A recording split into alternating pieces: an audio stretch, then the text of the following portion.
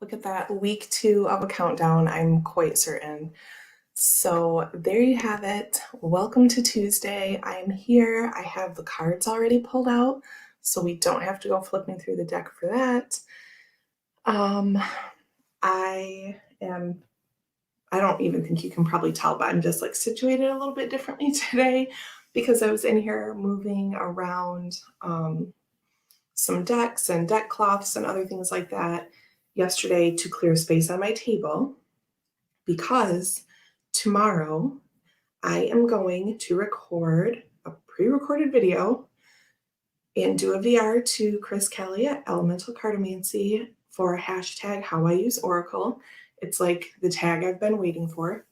So I've seen a couple, I watched Chris's, this was a few weeks ago, of course. And then I also saw Laura at, I think it's Aquamarine 18. Anyway, she did one. I don't know if there have been others or not. I haven't looked at like searched just the tag by itself.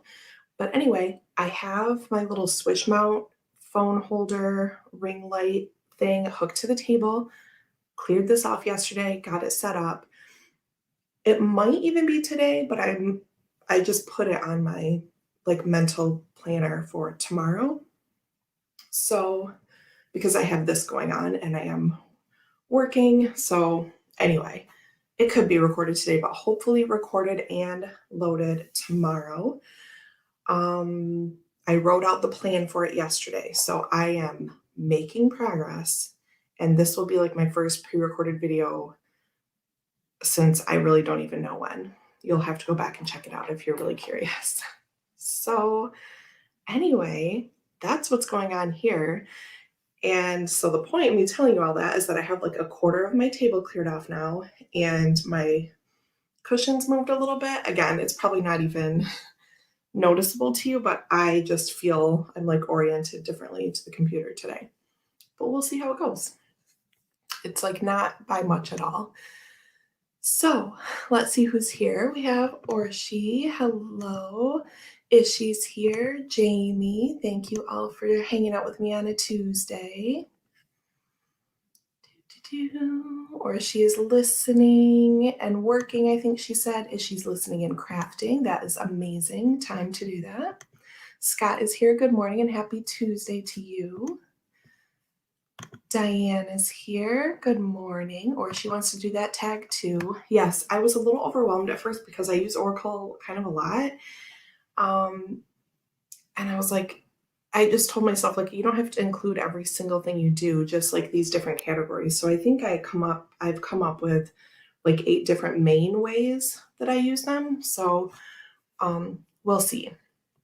And that one I didn't want to do live because I'd be way too like chatty about that.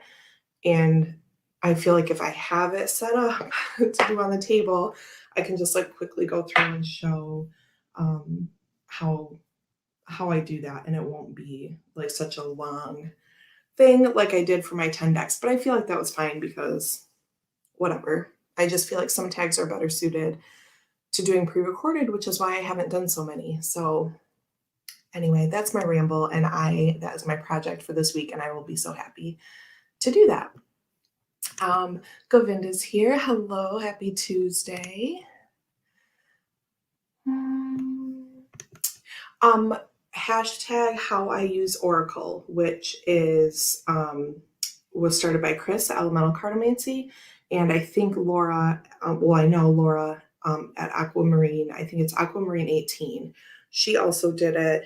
I can't remember what else or who else. I mean, so that's not what I'm doing today, but I'm going to record it either today or tomorrow, probably tomorrow. But we will just see. So today we are going to go over our last 2 places in the Kim Crayons deck. And then next week we will be on to tools. Another housekeeping thing we need to talk about is Friday is another baby appointment already, right? Because it's every 2 weeks. It's so crazy. So I won't be here Friday for our casual. So I'm thinking Thursday casual again. So I'm sorry to those of you that that's going to mess up or not work out for. But I think we will do that, right? I think. Gerald is here. Hello and happy Tuesday. Jackie, hello. Thanks for being here. Whoa, chatty chat. Everyone's saying hi to each other, which is lovely.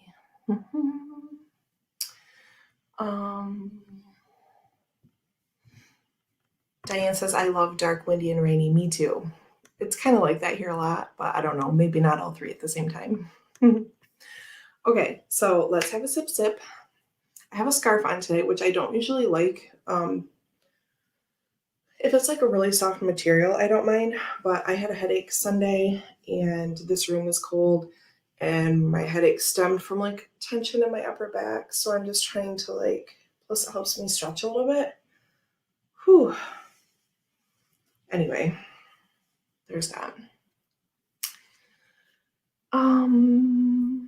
Isabel's here on the road listening while I drive, but that's okay. Thank you for hanging out with us and be safe.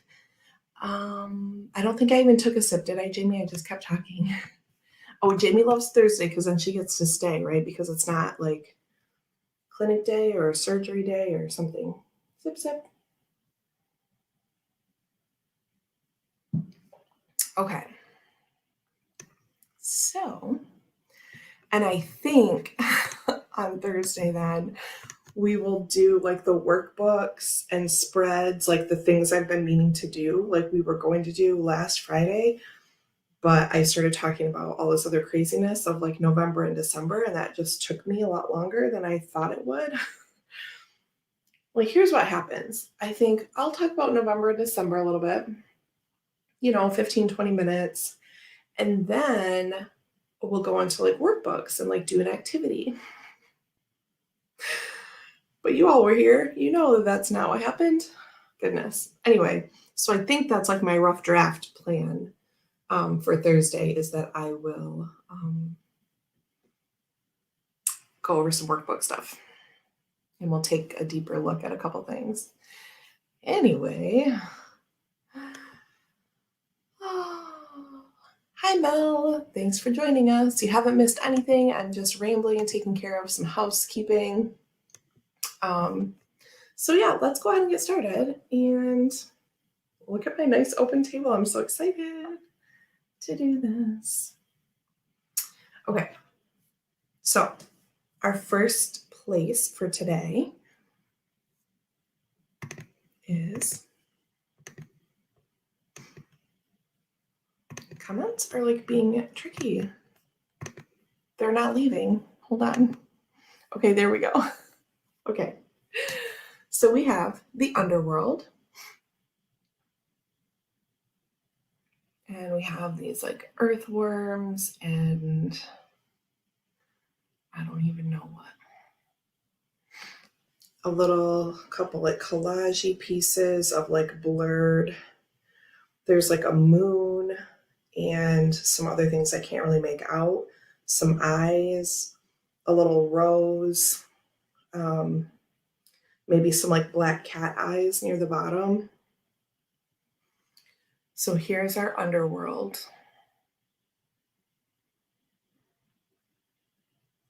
Okay, so let me find our book. You guys, where is it?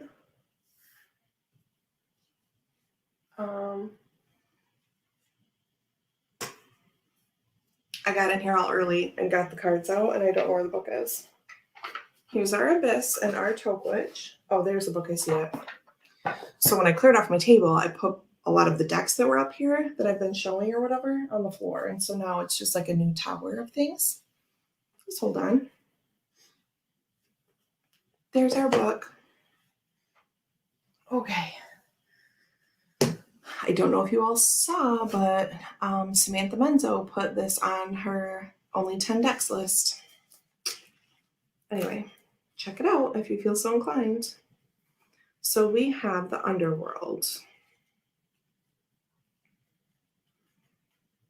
Somewhere in life. Oh. Well, I've missed one in our title, so I'm going to have to change the title again. I wondered about that. Okay, so we're actually doing 3 today. I thought there was 3 and 2, and maybe this page stuck before when I looked. Because did we do 3? Yeah, we did 3 last week, and I thought I said we have 3 and 2, but really we have a middle one today. Sorry, kids. We have Underworld, and then the Faultline, and I couldn't remember if Faultline was a place or a tool. And so I thought I hadn't missed it out, but I have. So today, Underworld, Faultline, and then the Bardo is the last one. And then tools next week. My goodness, I'm sorry. Okay. The nightmare, the ordeal, the bottom. This is no time to mince words. The archetypal territory of the underworld is fraught with nightmares, suffering, and pain. It is the darkest shadow realm, which we try vigilantly to avoid or deny at any cost. Try as we might, the darkness pulls us into its depths through disturbing dream images, unexpected accidents, illness, war, conflict, and ultimately death.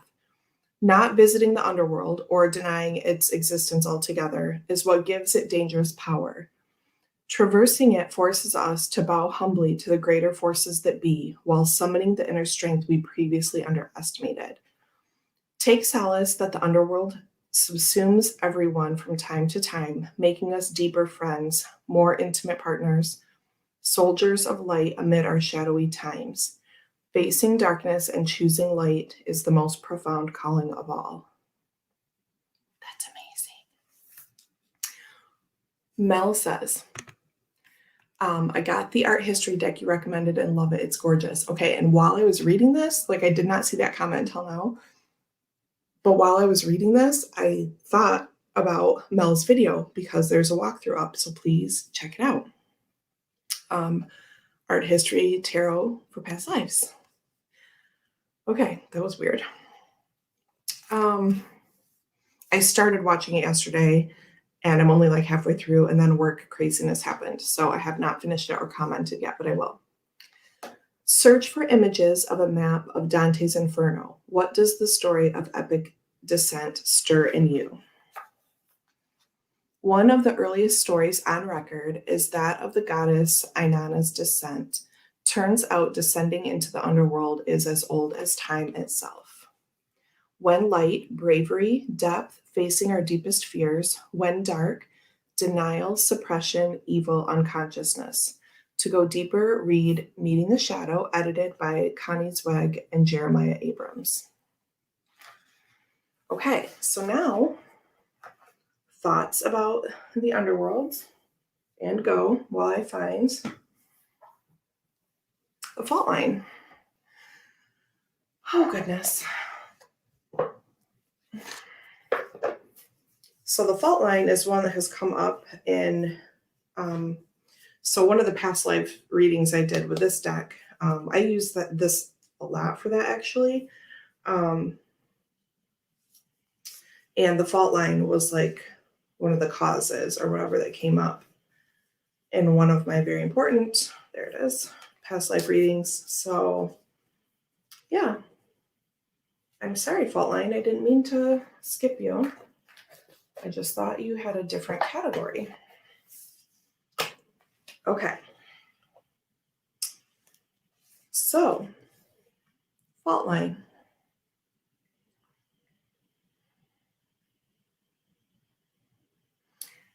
The fissure, the crack, the weak link. Imagine walking across a frozen lake that begins to crack before your eyes. No matter how optimistic and brave you might be, panic ensues. You become fearful and tense and long for stable ground. Such is the energy of the Faultline. It's the energy of walking on eggshells, of precarious dynamics, of sensing what is ready to break open into chaos. It's likely this cracking open is overdue as fault lines develop slowly and naturally from underlying elemental pressures. This card comes as a potent warning not to deny the shakiness that's afoot. It's much better to prepare yourself for change than to walk along the fault line pretending all is well. There is no easy fix for the situation at hand. It will require a foundational shift that alters the current dynamics from the ground up. It is possible that something a loved one said caused a crack in your relationship that has never been mended. Revisit it. Excuse me. The time to heal is nigh. In Japanese kintsugi pottery, gold is used to mend cracks. Breaks are thought of as precious rather than something to be hidden. When light, redefining reality, breaking open. When dark, precariousness, pretending, delusion. To go deeper, dance to Everything is Broken by Bob Dylan. So here's the card again. Time for a sip, since I'm hacking over here. I mean, not really, but you know. Okay, so then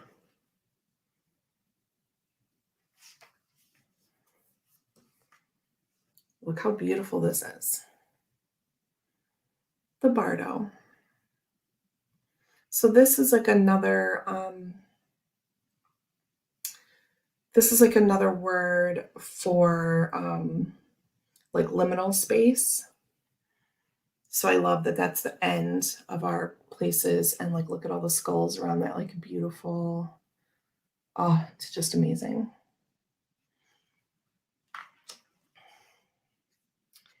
Oh yes, here we go. Thoughts about, yes, please put thoughts in at any time. Better to be straightforward with your foundation than manipulating it. Yes. Faultline tells me to tread carefully, and it really makes me think about what I'm doing or thinking, says Mel. Bardo is one of the most beautiful cards. A bit like Limbo. I think some of it encompasses that. I think it's the Buddhist, but I don't know. I haven't read this one in a long time.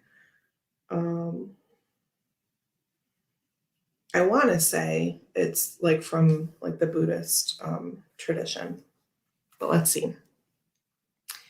The liminal, the in-between, the transition. So like Limbo, yeah.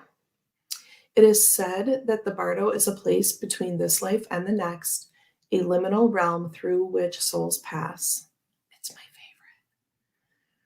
favorite. Liminal space, I mean.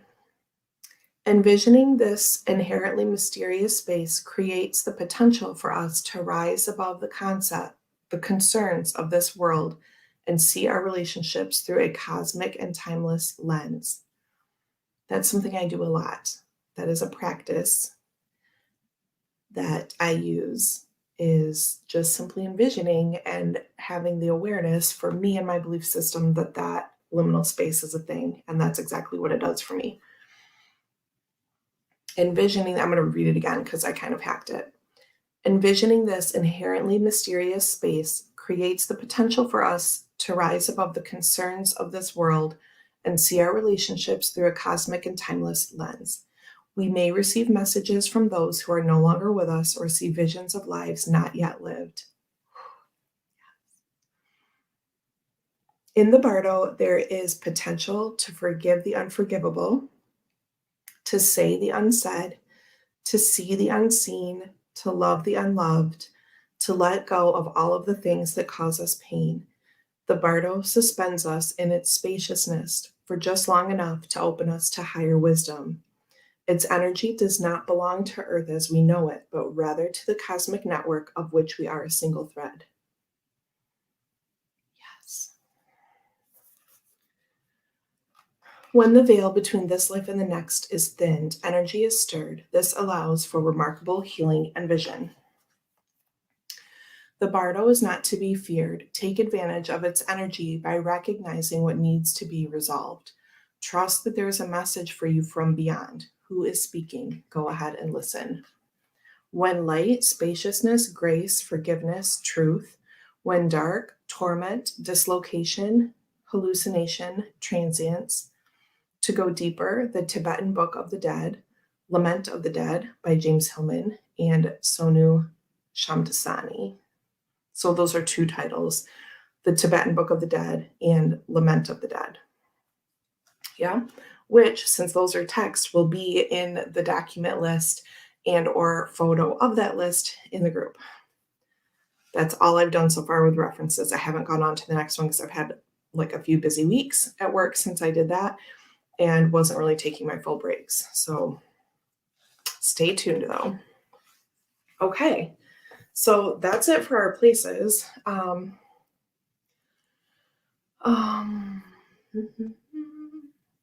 Ishi says, even the toughest metals can develop fault lines if under too much pressure. Yes, and by certain things, right?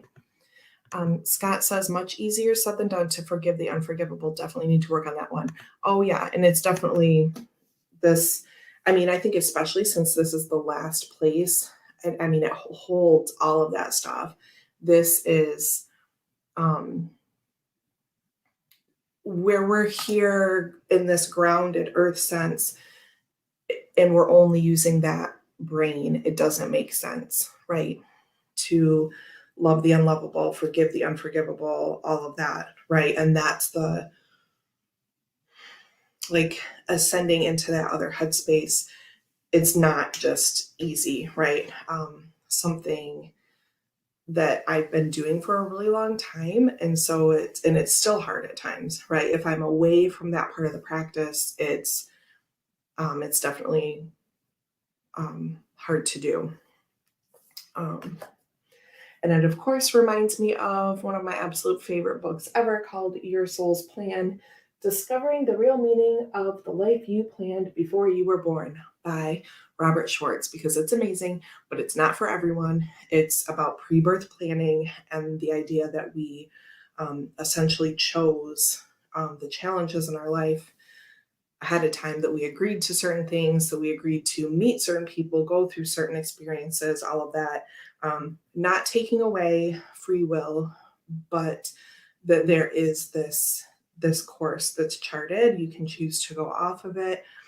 And you can actually transmute some things. If you get to a place, per Robert Schwartz, if you get to a place of unconditional love with certain people, places, things, ahead of time in your course, then you can like delete some of those things basically. So anyway, food for thought. It goes right along with all of this kind of thing. So other thoughts about those cards or things that they make you think of, anything like that. We have lots of time.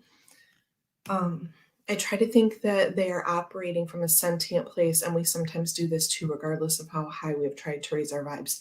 Yes. Yeah. And sometimes things just suck and it's hard to do that. I mean, I'm not at all saying that we can just immediately dismiss what's going on in this real world. Because trust me, there are times where I'm just like completely dragging and feeling depressed or scared or worried or whatever. And I'm not suggesting either that we all just skip through like the sitting with it part, because that's part of it, right? That keeps us anchored here, and that is an important piece of it. So I would say, doing the work here, sitting with it, conflict resolution, problem solving, working to protect ourselves, whatever's going on, that's part of the process too. And then once I work through that enough, or if it's too hard and in the middle of that, I need to kind of tap out and come up here, then I will do that. And it becomes more of like this flexible thing, not to just say like, oh, I'm going up here and I'm not worried about anything going on here, because that makes the assumption that I'm dismissing things that are going on here and I'm not doing anything, not being held accountable to myself or anything for what's going on here, right? So it's absolutely a balance between those two places for me. Chris is here. Hey, lovely people, he says. Jamie says, sacred pause is always a good thing to put into play. Forgiveness, in my opinion, is never for someone else, but for self, right? There comes a time, especially in the really hard stuff, where we do that for ourselves. Yeah, just like you said. Mel says forgiving others is so much easier than forgiving ourselves. Mm-hmm. And I think that will probably depend on the circumstances and the experiences, but I definitely have times where I have felt like that. As she says, there's times we all operate using favored tools from our toolbox, but we know how they were the best in hindsight. Some will never apologize because they don't see this. Mm-hmm.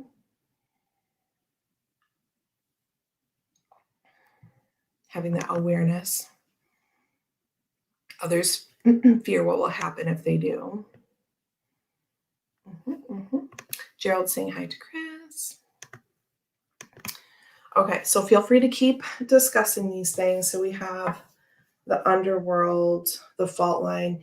Oh, and Sammy Menzo's video too with her 10. She shows a little bit of each of the decks she chose, of course, and you can see how she added like keywords and or titles, like her creator card. She wrote Magician and Childlike Curiosity on it in the border.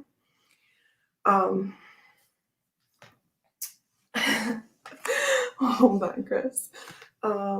Is this right? No, of course not. This is so hard to think about why. Okay, it's a good exercise for my brain, I'm sure, reversing the things. So here's what we're working with today. Chris, there are actually 3. I forgot about the fault line, and so I will be once again changing the title post video. So there's that.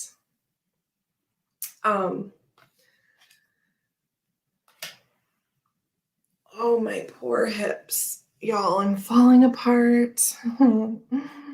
This baby is hurting everything.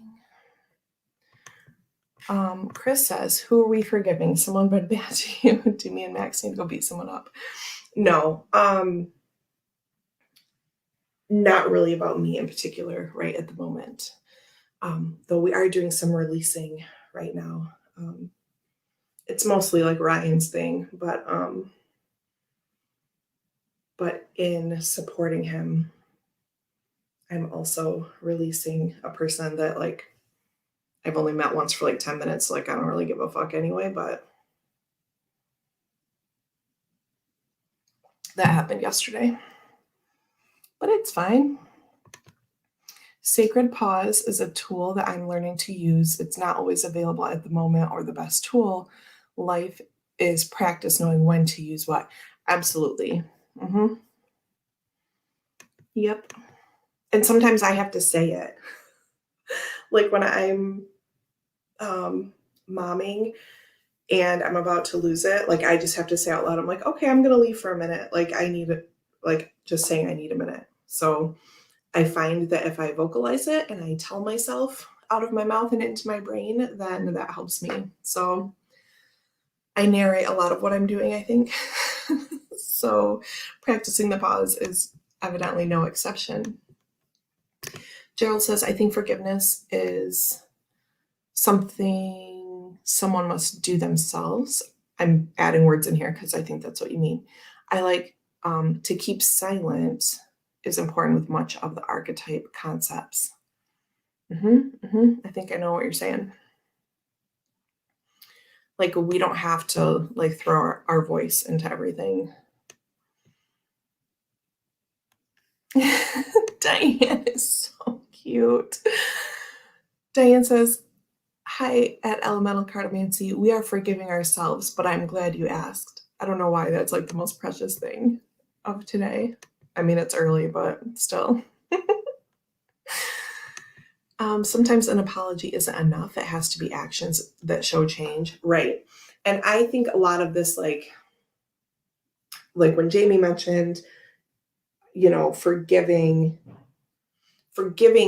others is something we do for ourselves rather than for them. So it's not like a favor to the person, but like this instance in our life right now, like things are just done. And so us forgiving that person is just for us to like not hold on to feelings anymore because it is like a really final thing. It's going to be different in like degrees if you're in conflict or disagreement or whatever with a friend who like you're not done with, right? So there are smaller things that you may actually like be forgiving someone for, right? And then there are bigger things where, in my opinion, then that's where that concept Jamie was talking about, like we forgive them for our own good so that we're not carrying it anymore, and we're just releasing it to them because there's not going to be conflict resolution. We're just done with that, right? um, please see Govinda's Vlogmas readings yesterday if you need work with this or help to kind of put those kinds of things in a framework for yourself. And as my husband said, um, that Govinda gave him armor that he needed yesterday to be able to deal with something. So if you have a situation like this where, and I'm kind of like conflating things, but where um, where you're drawing boundaries, whether it's a final thing or not, whether it's a boundary and then you can stay in my life, or the boundary is you're not in my life anymore. If those kinds of themes are happening for you right now, please check out Gov's video from yesterday. What else? What else? Oh, Chris, before you got here, my preamble was that I have my Swish mount set up to do a tabletop recording of how I use Oracle. So I just want to let you know that I plugged that at the beginning, and it might be today, just kind of depending on the work schedule, but it's on my list for tomorrow. I cleared my table yesterday, and Chris already knows I made my list of like what I'm going to talk about. So I did that yesterday, made the list, cleared the table, and today I came in here early and set this up.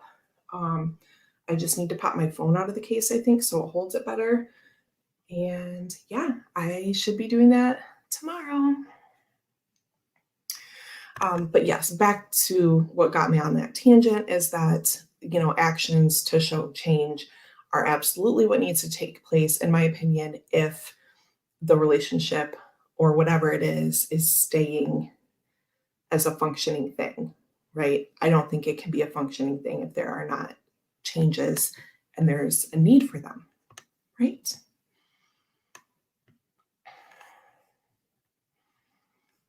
Yes, and we free ourselves if we don't expect the action. And if you've been waiting with semi-bated breath for the last 4 years and possibly thinking about trying a thing again, and then the same nastiness happens that happened last time, then we're sorry, but we're just all done. So there you go. Gerald says, I'm working on learning to use the sacred pause to take time to figure out the best tool to use, or if we need to develop a new skill. And that's very good too. Sometimes the sacred pause is just the precursor tool to give you a moment to think about what comes next. Chris said, okay, just had to check.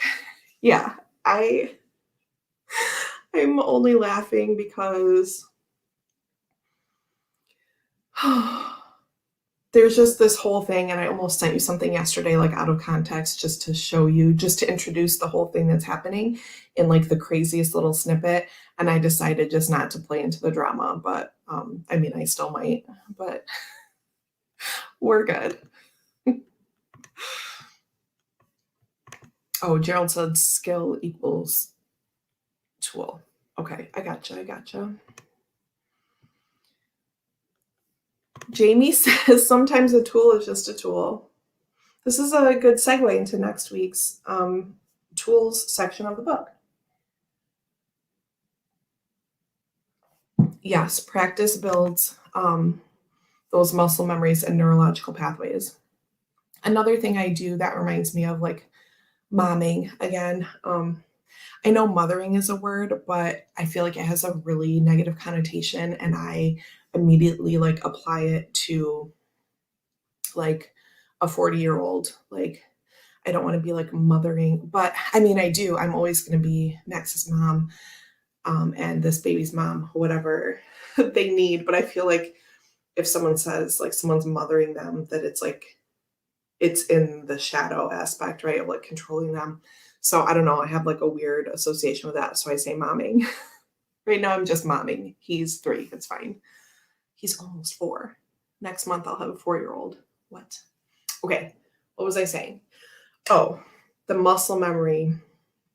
So when I was working on like calming down and like not reacting when like shit's hitting the fan around here with Max, just like normal kid stuff, right?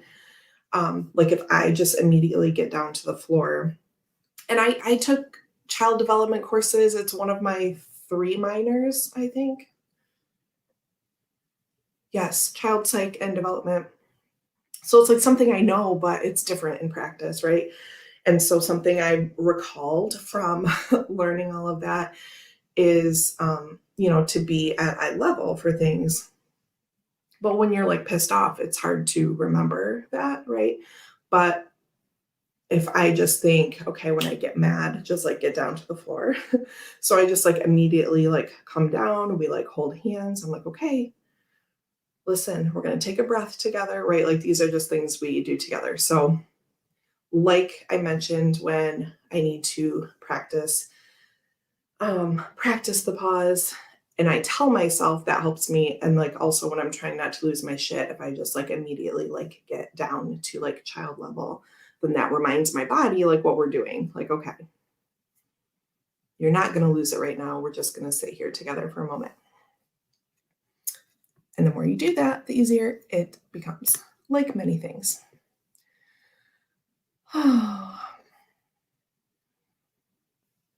Thank you for adding my forgotten words silently, forgiving myself for not rereading my chat before sending. Oh, it is totally fine. You don't have to edit. I'll do my best.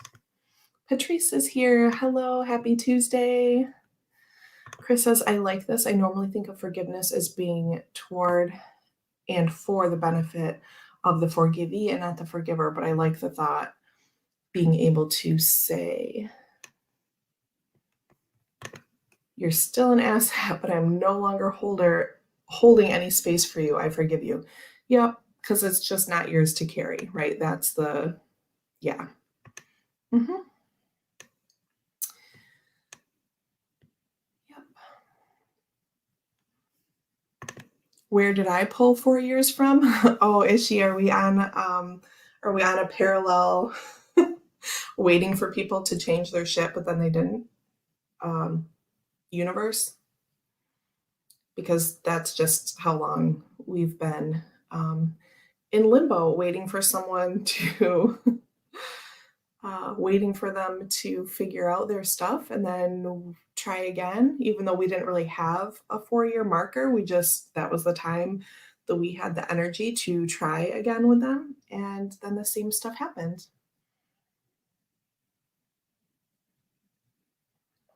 That was a Kermit sip, in case you couldn't tell. Sorry, we're all done. Oh, the sacred pause. Look, it takes practice. Oh, Patrice, thank you. Thank you. I try. Gerald says, I love hearing you say momming. It reminds me of when my mom stood beside me as support rather than in front of me teaching me a lesson. Yes. Good, because that's how it feels to me too. I don't have any of those kind of like mothering issues, but I just mean like societally, when I hear that, it just makes me think of like someone that's too old to have their mom like deciding all their shit for them. But again, that's just my stuff I'm putting on it. Anyway, let's take another sip and then we will pull cards from Abyss and Tokwitch. I think we're going to switch up the decks that we're using next week just because we have 2 more sections. We have tools and initiations. And I'm hesitating because I really love these together, but I think we're going to switch just to see what happens.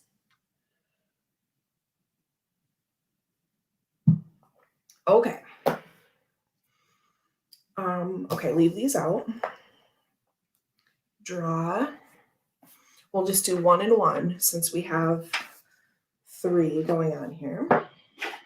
Oh, this smells so good. Sorry, I have to do it. Smells like brand new Play-Doh that like hands haven't been in, you know? That's what it smells like. It's the best. Calms me down. Okay. Yes, absolute sniffer. You should enjoy all the things, the smells, the taste, the everything. I've mentioned this before, but if you haven't seen it, you should look up the clip of Allie and Georgia and Allie McBeal when Allie is teaching Georgia how to properly take her first sip of coffee. It's great.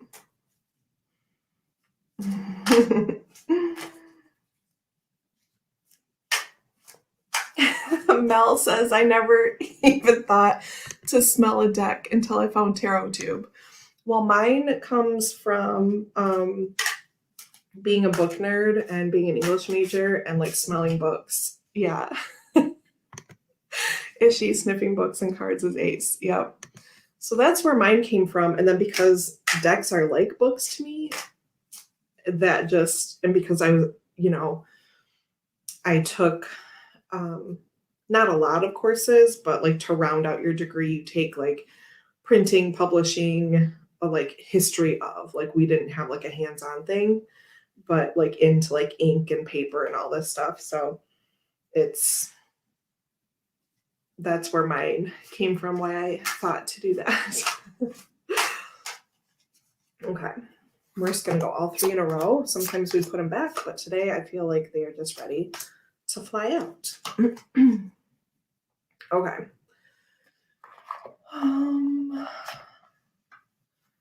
Witch. Gerald is happy that Mel is smelling decks. Okay. And then 3. Oh, this is so good. I didn't really look. Oh, and now, okay, this is the perfect Knight of Cups. I'll show you. I know I'm just teasing you, I know. But the past life reading I talked about earlier with the Faultline being an important card and that, like the perfect card came up with it. That's like not a typical depiction. Anyway, I'll stop rambling and I will thoughtfully shuffle these 4 energies for, I have them reversed, so Bardo and Faultline and Underworld, resulting energies. Oh, yup. Okay. We have perfect cards again. Is anyone surprised? Okay, hold on. Chris is being funny again. Let me read it. Chris says, I don't like to sniff anything. I'm so animated and dramatic. When I smell a bad smell, I'd rather avoid portraying my drama queen side. Oh my gosh. We want to see it. I mean, but like, what about things that you know smell good? And like, that you don't have to worry about? Like, what about if they're not new smells and it's something that you know you like? Then there's enjoyment in that, but it's okay. You don't have to.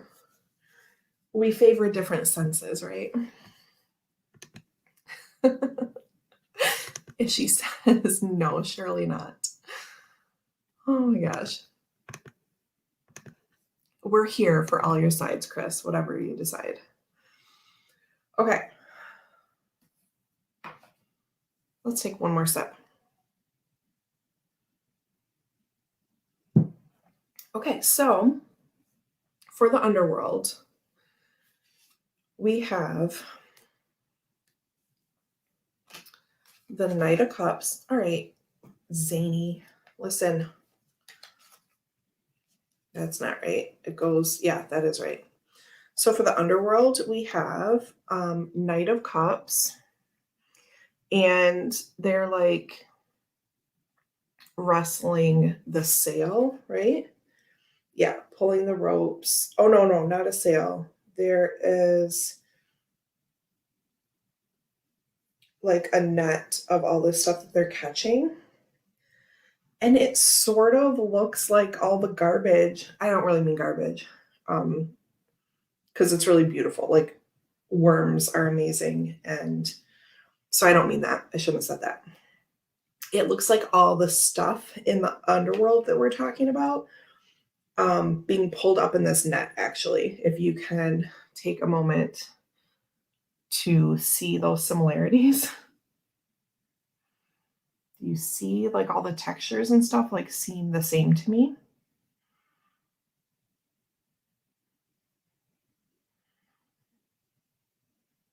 Okay. Okay, so if it's something he likes, then he'll happily smell it. Practicing piano while he listens, trying to play Fairy Tale of New York. Nice. I thought of piano music that I think I'm going to send you yesterday. Yeah, that just reminded me. Anyway, not that I tell you what to play, but I had a really good idea. Okay, so there's that. Like he's pulling the stuff up from the underworld. Amazing, right? And then the resulting piece of that is identity, right? And Kim Kranz was saying if we ignore the underworld, if we don't admit that it exists, whatever that is for you, right? It can be very much the pagan sense of the underworld, right? That's how we find ourselves, right? We can't have the light without the dark, right? We know this. It's just we're able to better see ourselves and have awareness when we dig down, right? Boop. There you have it. Mel says, I think of the romantic poet when I pull Knight of Cups too long in RW. I should be able to decode that, but I don't know if I am. So there's that. Isn't that great? I think it's great. So let me get these set up for picture time because I have been good about posting. The Faultline. Oh, the rider waits. Okay, and I thought that's what you meant. I think of the romantic poet. Yes. And which is why I thought it was extra interesting and cool that this is the Knight of Cups that came up with the Underworld, because I wouldn't usually think of the rider Knight of Cups as like going so well with the Underworld, right? That's why this is extra cool, because and this is why I have to have all these decks, because there's a reason I pull certain ones out and to go with certain things, because stuff like this happens all the time. And I'm like, look, if I was just using my rider, then it wouldn't have had that same connection. Amazing. Okay. Yes, let's do a tier for all the decks. Okay. Then Faultline and the King of Cups. And again, I'm sentimental about this because of that past life reading. Because look, the King of Cups is like on the ship like the Knight of Cups was, and he is sailing along across the ocean. And in my past life reading that I mentioned earlier, just vaguely, that the Faultline, the result of it, I was asking, I'm like, okay, so then what? Like it was just a conversational thing I was having with Spirit, and then I pulled the cards, and then it showed the bridge like over the water and the ocean. And now this, look at that. So beautiful. So I've been asking, how do we work with the Faultline energy? And this is the answer to that. You know, how do we work through this energy? Right? Building a ship, getting to the other side. Or if you're not trying to get back to somewhere, then this ship then just becomes the stable ground, that you were looking for in this fault line, right? Because she talked about it's better to know and to have a plan and get back on that solid footing than to just stand there and wait for like all this shit to crack apart. Boom. Then the resulting energy from that is strength, right? This incredible. Incredible. Okay. It's just great. Justification is lovely, isn't it? Yes. Yes, and the emotions are so shaky. Yep, it's amazing. It's amazing. Okay, I'm going to flip these around for the picture. Get ready for your portraits and your little cards.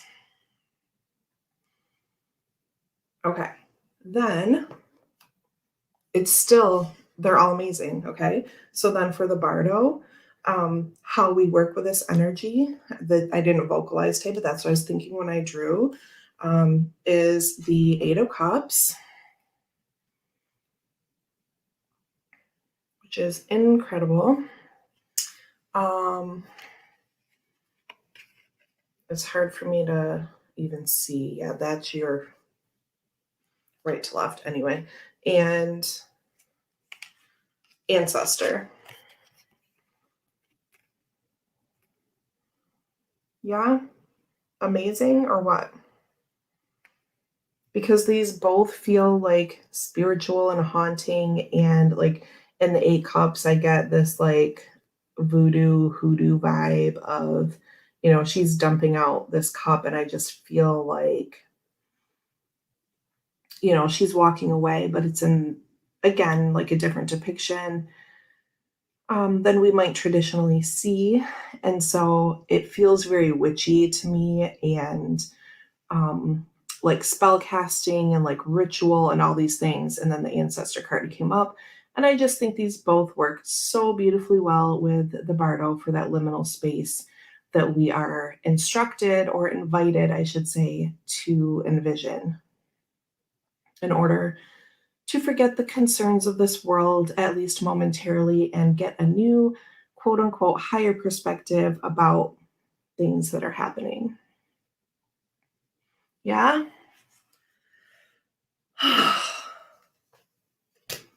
Yes. Jamie says, I love how your draws go together so well. And I do too. And this is a lot of where my addiction to tarot and oracle and everything comes from. Because I'm like, it works. But I still get giddy about it, even though like that's how I felt when I was like 14, 15, 16, when I first started with it, I wasn't pairing decks together, but I still was, I still definitely had those moments of like, wow, yep, that's what's going on. And at that time in my life, I had a lot more like spirit activity going on than I have consistently since then. Is that true? Yeah. So anyway, it just has always had that like giddiness like hook to me, and so it really helps me to articulate. I would draw cards, when I was a teenager, that would like support dreams I was having, or visions I was having, or spirit side connections I was experiencing, or whatever else, right? So those were the kind of synchronicities I was having then. Jackie's loving that. Diane says, uncanny how well they work together. Mel says, that tells me ancestors regret leaving loved ones behind. Yeah, and that's not always easy either. Again, in my opinion, in my belief system, it's not just that spirit side is completely detached from earth side.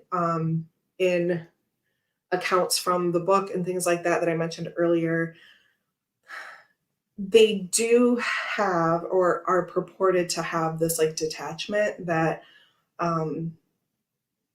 That's why we make choices before we come back down or whatever, because it's not the same as actually being here and feeling it. But that doesn't mean spirits are unfeeling. There are examples in the book where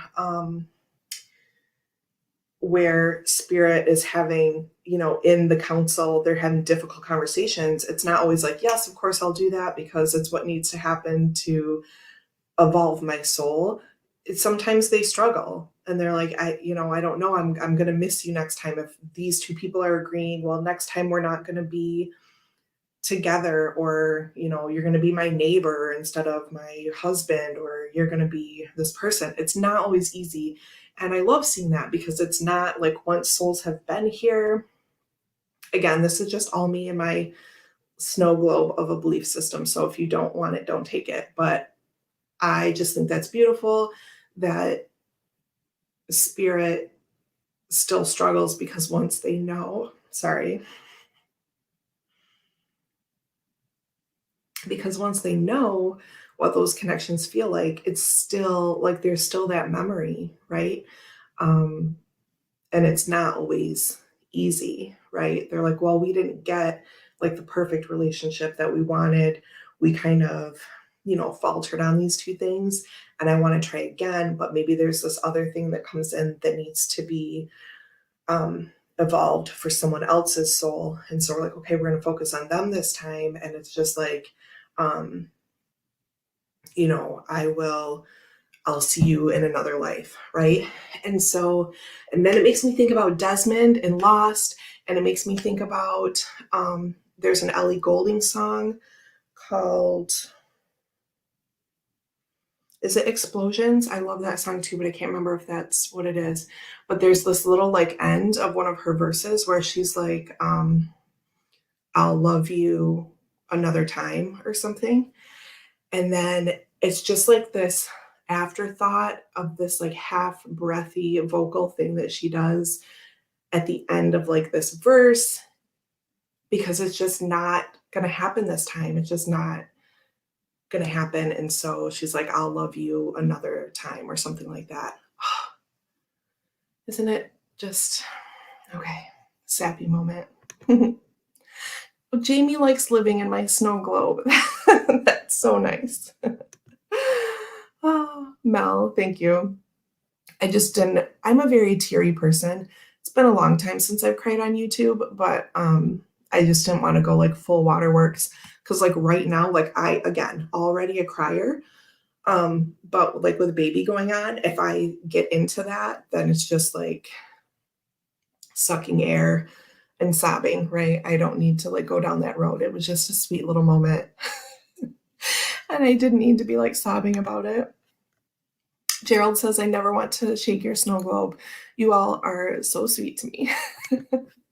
Sip, sip. Let's take a drink. Okay.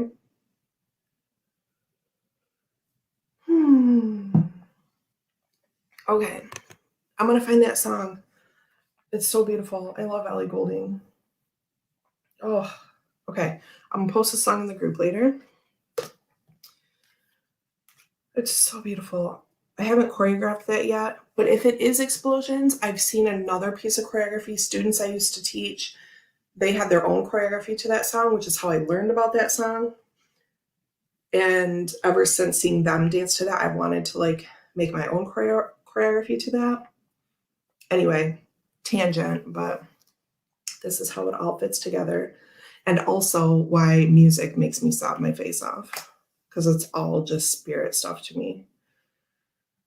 I didn't take the picture. This is what happens when I start crying. And I wasn't really crying. It's fine.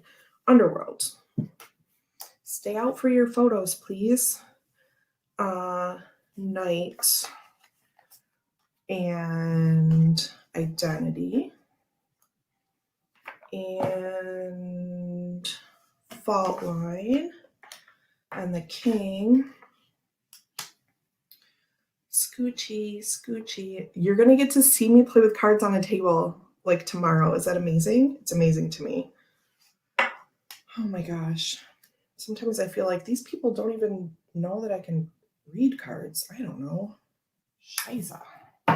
Okay, 1, 2, 3, I'm having a Kelly Fitz moment where I have to like readjust everything on the table. 8 of Cups, Identity, Strength, Ancestor. Beautiful. Okay. When in doubt, pick the cup up. How does that go again? We are human having spiritual experience too early in the morning yet. Yeah, we are, we're a soul. I know what you're talking about.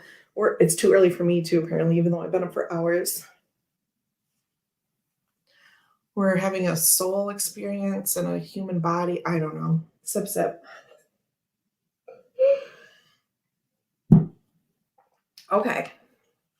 I should have brought my book, my notebook, so you could get like a sneak peek of what I'm going to do for Oracle. Hashtag How I Use My Oracle by Elemental Cartomancy, but it's whatever. You can just be surprised. Because I wrote in my work notebook out at the table and not in my bed and bell planner. My goodness. Okay. Are we shadowy? Look what I can do. Damn it. There we go. Look, the fan is also... Come on, don't make me a liar. The fan is also a light shield. Y'all, that's kind of... Oh my God. Game changing. Okay, Gerald has to run. Don't mind me throwing fans and whatnot. See you at 5:30 for Rosemary chat at Tarot Stash. Thank you, Gerald. Have an awesome Tuesday. Oh, this is great. Okay. There, you've all sat here and watched me have photo time now. We got the cards ready to go in the group. Fan to save the day. Okay, so 5:30 tonight for Gerald. I probably won't be able to make that because it'll be like getting ready for dinner time around here, but I will definitely watch that back. I have Tarot Tube going like most of the day when I'm working, picking up my decks so I don't make a mess on my table because I cleaned it up yesterday, so now it needs to stay nice. Oh yes, loves the fan for a shade. It was perfect. Okay. Well, kids, I will see you Thursday for a casual because Friday is baby day. I need to look and see if it's going to snow. I mean, it's not going to make any difference. I have to go anyway, but I don't want to drive in the snow.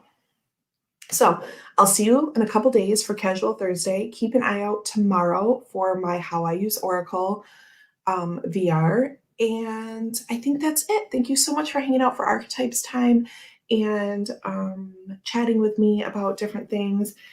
Remember to work on the sacred pause and forgiveness and releasing things that no longer serve you, as cliche as that sounds. It's a very important part of this journey, or so I believe. I will talk to you soon. Lots of love.